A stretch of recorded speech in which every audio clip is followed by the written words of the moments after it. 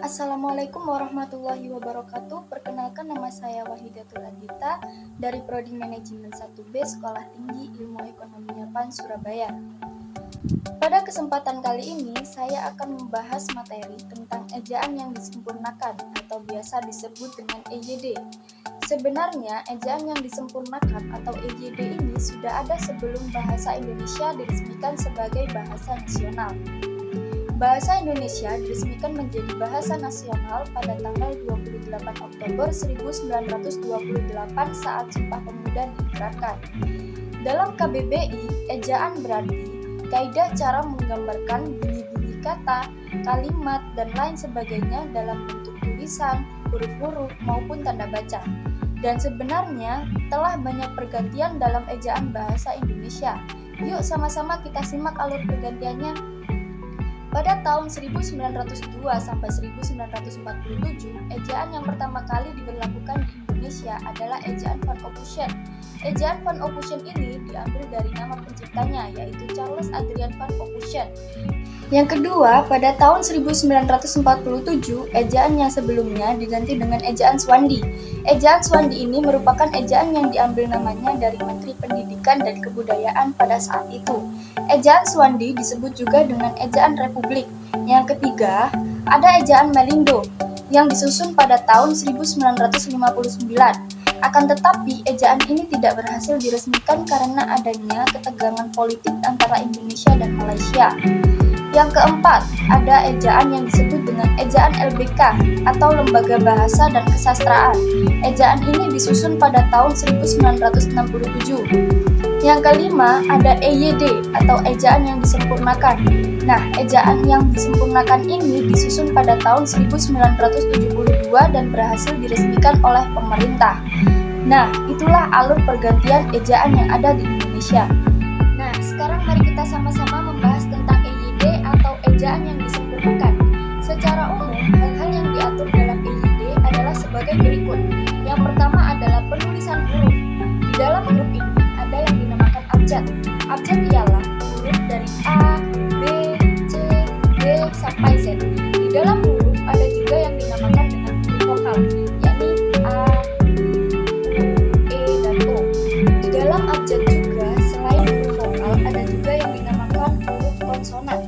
Huruf konsonan adalah seluruh huruf kecuali huruf vokal. Contohnya B, C, D, dan seterusnya.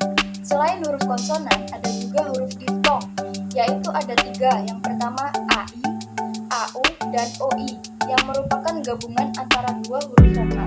Contohnya adalah santai, kerbau, dan koboi. Yang terakhir dari pemakaian huruf adalah penggabungan huruf konsonan. Contoh gabungan ada 4, yakni KH, NG, NY, dan SY. Contohnya adalah khusus, ulang, nyata, dan syarat. Kedua ada penulisan huruf kapital dan huruf miring. Huruf kapital biasanya digunakan di awal kalimat atau biasanya digunakan sebagai unsur nama gelar kehormatan, unsur nama jabatan, nama orang, nama tempat, nama jalan, dan nama yang berhubungan dengan ketuhanan. Kemudian ada pula huruf miring. Huruf miring ini digunakan sebagai cetakan nama buku, buku majalah, surat kabar, dan lain sebagainya. Yang ketiga adalah penulisan kata. Penulisan kata ini terbagi menjadi 6. Yang pertama adalah kata dasar. Contohnya adalah seperti lari, renang, makan, dan lain-lain. Kemudian yang kedua adalah kata imbuhan. Kata imbuhan ini terbagi menjadi 3. Awalan, sisipan, dan akhiran. Contohnya adalah melakukannya. Kemudian yang ketiga adalah kata ulang. Kata ulang ini contohnya seperti sehari-hari. Yang keempat adalah kata ganti. Kata ganti terbagi menjadi 3, yaitu ku, mu, dan nya. Contoh kalimatnya ku miliki, milikmu, dan miliknya. Dan yang kelima adalah kata depan. Kata depan ini terbagi menjadi 3, yaitu di, ke, dari. Contohnya adalah di mana, kemana, dan dari mana. Kemudian yang keenam adalah kata si dan sang. Contohnya adalah si bungsu dan sang raja. Yang keempat adalah penulisan singkatan Singkatan adalah istilah yang tulisannya dari huruf awalannya saja. Contoh, NKRI merupakan singkatan dari Negara Kesatuan Republik Indonesia. Ada pula yang dinamakan akronim. Akronim adalah penggabungan dari suku kata dan awal kata, ataupun gabungan dari kombinasi huruf dan suku kata. Contohnya adalah rudal, merupakan akronim dari peluru kendali. Yang kelima adalah penulisan angka dan lambang bilangan. Angka merupakan penulisan untuk menyebutkan suatu nomor atau lambang bilangan, dan lambang bilangan yang mendapatkan akhiran an harus disertakan dengan tanda punggung. Itulah materi yang dapat saya sampaikan.